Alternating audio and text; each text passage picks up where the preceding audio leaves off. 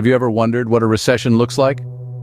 Just like the change of seasons, the economy too oscillates between periods of expansion and contraction. Think of it this way. A flourishing economy is like a lush, vibrant summer abuzz with activity. On the other hand, a recession, it's akin to a relentless, freezing winter, where growth slows down and survival becomes a challenge. It's a natural part of the economic cycle, yet its chill can be bone deep. So, as we pull back the curtain, let's delve into this question. What does the economic winter of 2024 look like? To understand the recession of 2024, we need to look at its roots. Imagine walking into an antique shop, and there's this beautiful ornate vase you've got your eye on. But when you flip the price tag, it's far more expensive than you anticipated. This is a bit like the situation with the stock market before the recession. Renowned economist Steve Hanke warned us that stocks were overvalued, just like our hypothetical vase. Prices were surging beyond what they were truly worth. And this created what we call a negative equity risk premium. Essentially, despite the higher risks involved with stocks, they were predicted to return less than bonds. Now let's switch gears and picture a bustling city, teeming with people but with a severe shortage of homes. The city represents the housing market. There was an acute scarcity of homes due to limited inventory and insufficient construction activities. Just as too many people and too few homes would lead to skyrocketing housing prices and potential homelessness in our city, the same dynamic was at play in the real estate market. And then there was the Federal Reserve's role. It's like the mayor of our city making decisions that affect everyone.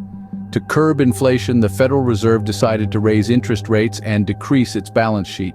While these actions might seem prudent, they can also lead to economic contraction. And that's precisely what we started to see. So we had overvalued stocks, a housing shortage, and the Federal Reserve's actions. Each of these elements, like pieces of a jigsaw puzzle, came together to form a picture that was not particularly rosy. And these factors, combined, set the stage for the 2024 recession. Now that we've set the stage, let's dive into the 2024 recession. Imagine a balloon. It's full of air, buoyant, and floating high in the sky. Now imagine it slowly deflating, losing altitude, and coming down to Earth. This is a decent metaphor for the decreased inflation we saw in 2024. Prices stopped rising as quickly as they had been. For some, this might have seemed like a good thing. Who doesn't love cheaper groceries, right?